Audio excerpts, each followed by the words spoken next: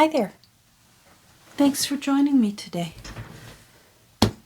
I'm working on the spine for New Worlds to Conquer, and I actually just did a whole bunch of work that I thought my camera was going because I paused for a moment to try and find this wrench to get the lid off of my PVA glue the lid had glued itself to the bottle, and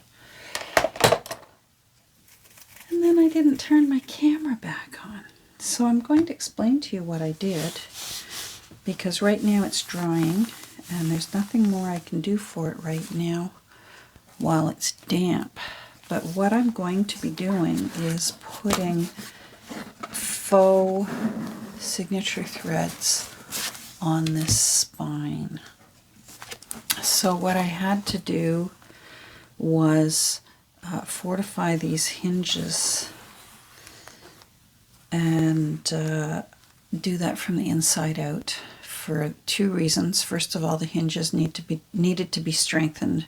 They were threadbare. If I held them up to to the window, which I did for naught, and so that will help give them many, many more years of strength. And what it also will do is it will give strength to the spine so that when I do the faux signature threads, if you look through my flip through playlist, look for, it's either the Guide to Opera or Gilbert and Sullivan. It's one of those two books I did signature threads on. I'll try and find a photo of them and post it in my Instagram so that you can see what I'm talking about. I got the inspiration, I guess, 2 years ago. Nick the Booksmith made herself her own journal for the year, and she did faux signature threads on the spine, meaning that they look really pretty, but she actually ended up she put a hidden hollowback spine in for the text block. So it gives you lots of options because you can do pretty things here, but you still have the nice option of the hidden hollowback spine so that your book will lie open and be easier to write in and work in with the hidden hollowback. And anyhow, it's what I'm comfortable with. It's what I'm going to do. It's what I did in a teeny tiny version with Little Miss Sybil's Sacrifice. Those are faux, but I've actually got her partially glued in, so we'll probably finish her after I finish talking about him. The front is glued in. But what I did was, she's a hidden hollowback spine. Even though she's tiny, she's mighty. I think she's got like 96 pages. So she's got a good amount of space in her. I used the same floss to sew her in. I do a 6-hole running stitch. That's my preference over pamphlet stitch. So these match up. They marry up. So it's a trompe-l'oeil. Trompe-l'oeil.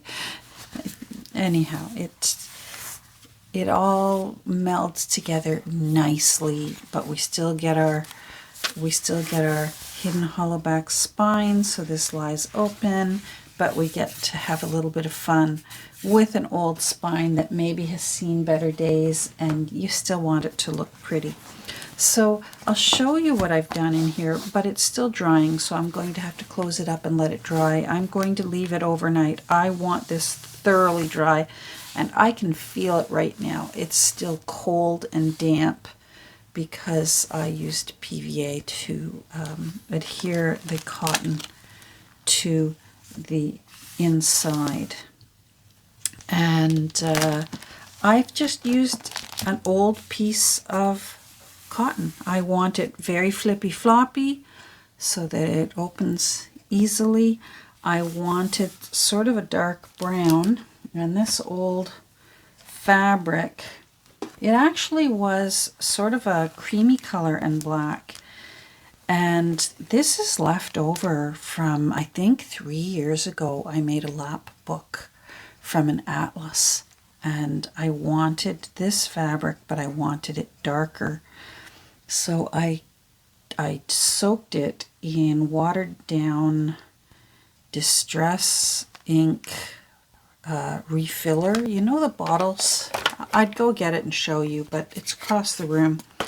When you want to use the dropper and re-soak your ink pads, I just diluted some in a tiny little bowl of water, and I soaked this into it to make this darker. Because first I tried tea, it came out orange. Then I tried coffee, it just came out sort of darker orange. And then I said, all right, we gotta go with ink. And I do think I tried writing ink next, India ink. And again, I still didn't like it. I didn't get I wanted a muddy old brownish color, and the dropper for the ink refill did the trick. So I made sure it was well applied, PVA on everything, but very thin, very well applied into these ditches of the hinge. I'm using the original text block, but with something non-sticky, and putting it back in. I will be storing it upright like this, but first I'm going to make sure, not too hard, because I have literally put my fingernails right through the covers when I've been too vigorous in getting these hinges to remember their shape.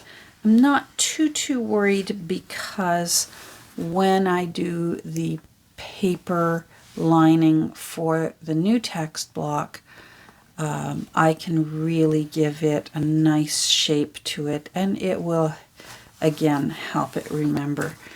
But what I want right now is, this was really wrinkled and had come apart from the liner and was really not nice looking, and I want it nice and smooth.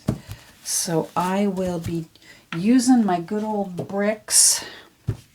I'm just going to show you what I'm going to do, but I'm going to move it over because I have work to do here. I'll be using my bricks, pushing these together and making sure, there we go, making sure that text block is well down inside and that the full weight of the text block is pushing on that spine so it's nice and smooth. And then the next time we work on it together, I'm going to, I think, put some bands on it with gilding wax, and then I will be figuring out the pattern for the faux signature threads. So I'm going to repeat this thing over there, and I'm going to leave it overnight and let it have a good chance to dry, especially because there's a sheet of plastic in there. There we go. So, I should show you what I got at the thrift store the other day.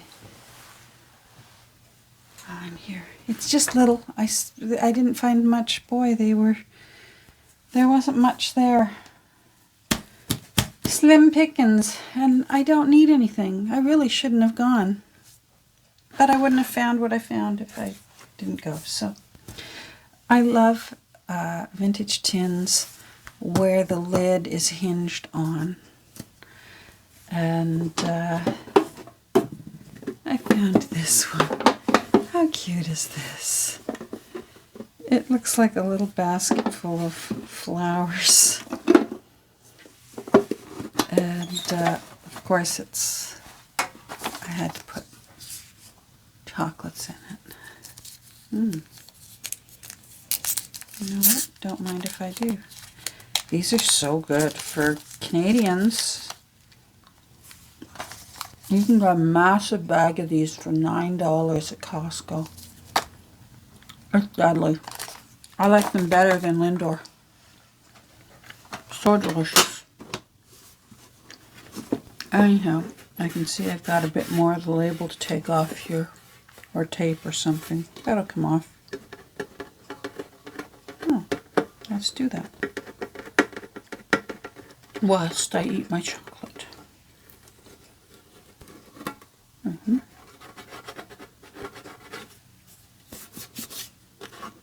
So I spent a total of 59 cents.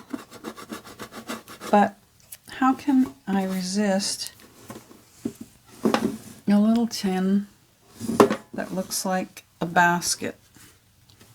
How cute is that? And the little forget-me-nots. I love forget-me-nots. The whole thing is just adorable. And of course, it hides my stash of chocolate.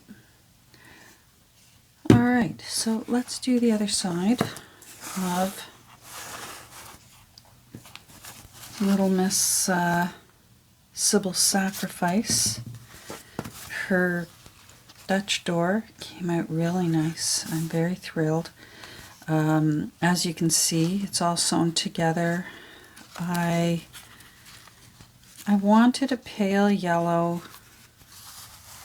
lace, flat, because we don't have a lot of room to work with. And so what I did, I've done this before, is I don't have a whole lot of colorful laces. I mostly have off-white, you know, ivories, beiges. But I had this yellow, and it was a nice yellow. I had one other yellow, but it was too yellowy. That was like an egg yolk yellow. And I wanted this dusty yellow instead. So I simply cut a strip off both sides so you get more bang for your buck, because this is wide, right? So I simply took a little off that side, a little off that side. Sometimes I'm able to use the center part, but it didn't lend itself to be able to be trimmed around with scissors. I've done that before, but I think it still came out really nice. I like it. I put 4 in, so 1 on the front, 1 on the back, and then 2 in the middle, because there's 3 signatures inside Sybil. And then I mentioned I was going to back her original front page because it would fall apart if I had just left it as is. And thank goodness the important information is on the front. Otherwise, I'm not sure what I would have done. Sometimes the printing date is on the back of the front cover, and then I'm kind of stuck when I want to do something fun. So this looks nice because with the Dutch door here, that looks pretty. We can still see 1879, and we've got some room here to do things with. I mean, you could, I've got lots and lots of the paper left over. I could make a tuck spot just in back there. We've got options with a Dutch door. We don't have to just leave that back part blank. But so that turned out nice. I simply glued it to tea-dyed paper. And then we've got lots of pages here. I did put one of the regular pages of the book, the first chapter, Sybil's Sacrifice, chapter 1. And so whoever adopts Sybil you'll need to keep in mind this page is probably purely for the joy of having it in the book. I'm not sure it could take a lot of abuse, but I would leave that up to that person. I wanted to put this in because it has God Save the King, and of course that would have been from one of the King Georges, or maybe King Edward, for how short he was, King Edward. So I put that in there. What else did I put in? A little bit of Beatrix. The original text block, and of course, not sure where it is, had rounded corners, which I love. So I rounded the corners. Yeah, like you can see here, here's the other side. Those corners were rounded. So I rounded the corners. It's got some pretty things in it. I just thought these yellows looked so nice with the golden straw paper. Sewed these in. I'm still deciding if I wish to put maybe a little strip of ribbon down on the lace. Here's some of that beautiful French paper that Alice gave to me, which reminds me, Alice, I have some things I need to send to you. Oh boy, I've got to get my brains back together. So again, here's the threads that I've used. It's not my usual thread.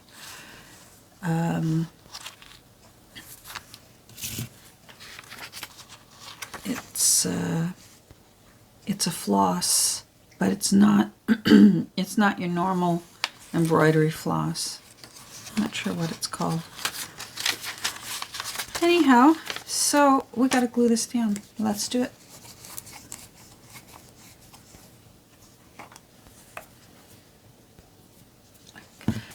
So I'm going to make sure that's saddled in there nicely still, because I still have time to do things. I only have one side glued, and that looks nice.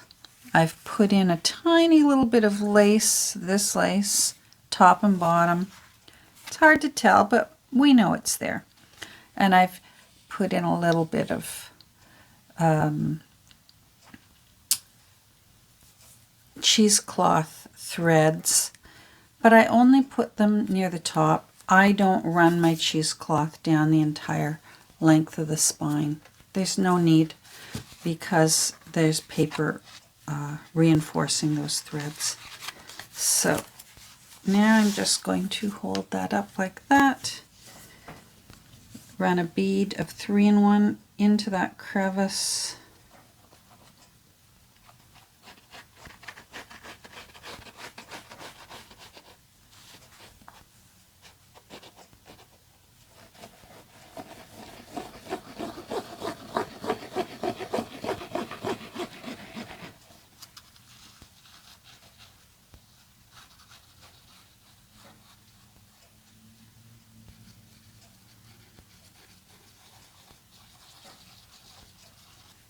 There we go. I didn't use a page out of the text block for the new text block's supporting paper because it was so soft and mushy. So this is actually a page out of the Methodist birth announcements is in there. For the province of Ontario.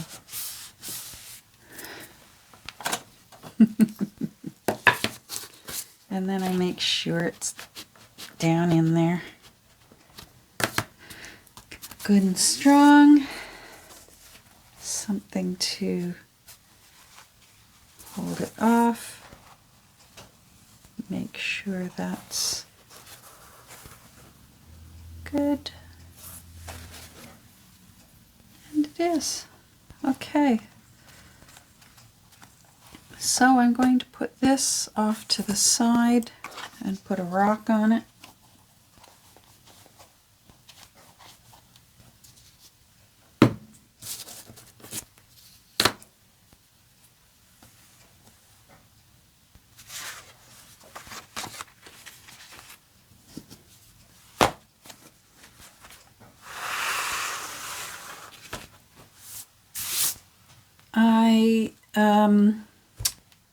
New Worlds to Conquer is going to be Are You Shocked? An all sorts book.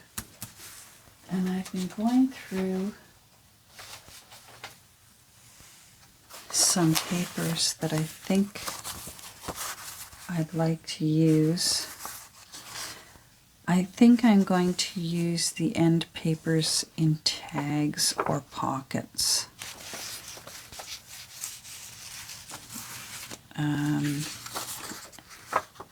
I may, because it's New Worlds to Conquer, I found this page from that I tore out of a book of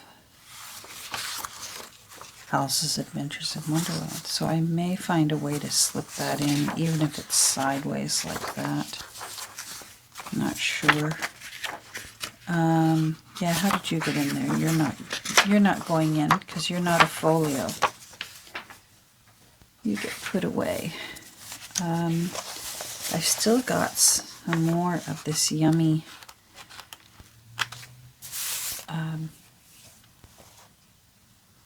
writing paper for jotting things down, but see how it's nice and aged on the edges? So I'm thinking about using that. And then I have some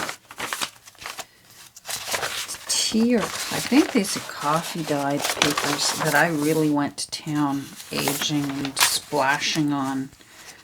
And they're just, some of them are just really, really awesome. And I really think New Worlds to Conquer needs some funky papers. So I will be using some of these. I tea-dyed some more of the quilting graph paper. I can always tell the difference between the tea and the coffee. Coffee dyed has a slight brown tinge to it. There's one that's coffee dyed. So it's sort of a chestnut brownish tinge to it. And tea, because of the kind of tea that I enjoy, Tetley, it's an orange pekoe tea. So it has an orangey shade to it. I haven't put a guest book leaf in a book in a long time, so I'm thinking about that. Not sure if I feel like putting blue in or not, and I have so few of these left. I think I'm going to put these aside. I'm not sold that I want blue in there. Straw paper. I think you didn't get ironed yet. Hold on. These haven't been ironed yet. This was a new way of tea dyeing paper that I experimented with, and now I can't remember her name and how she dyes her paper. She crinkles them up in the tea and then leaves them in balls to mostly dry, or at least soak for a while. Then she flattens them out with her hands and then she irons them. Yeah, these, somehow they got in and they're not ironed. These need to go get ironed. I think these ones are ironed. They don't come out perfectly flat, but they do look cool. These need ironing. Alright, that gives me something to go do. Put you aside. Oh, here's some where I just went nuts with the coffee. But I like it.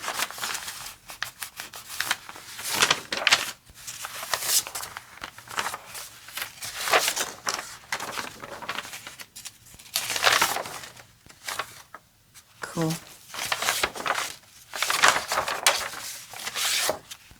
Look at that. Isn't that neat?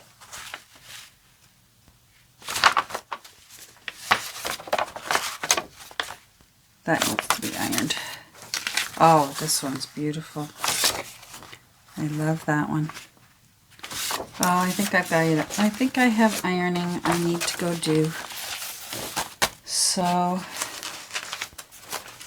what else? You need ironing.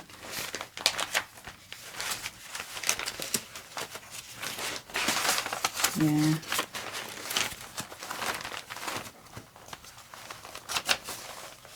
It's funny, for clothing, I have a craft iron, but I keep it near where our ironing board is. But for clothing ironing, my husband's the one who will press his clothing, and he's very good at it. I don't have to iron his clothing. I'm quite honest now when I say the only things I iron are paper or hair. I don't iron clothing anymore, but he will. Sometimes he has to wear a business shirt at work, and he'll press his shirts and such himself. But I always have to remind him, use the correct iron, use the clothing iron, don't use my craft iron, because they're right beside each other. And I said, I can't promise you that there isn't tea or coffee dye if you use the craft iron. I should put a big sign on it that says craft iron, do not use, or something on it, because one of these days I know I'm going to hear you hollering from upstairs. What happened to my shirt? Poor guy. Anyhow, so thanks for joining me. I mostly explained what I was doing. Well, we did glue Sybil's other side, so that's nice. But we got a bit done on New Worlds to Conquer, and I will be making a tissue paper template with where the holes are going to be, and then I'm going to decide. I know it's going to have 9 signatures in it, so I have to decide how I'm going to want my threads to look. Now my brain's going. Anyhow, thanks for joining me today. I hope you have a great rest of your day, and hopefully we'll get together over the weekend at some point and have some fun with the spine on New Worlds to Conquer. Take care. We'll talk soon. Bye.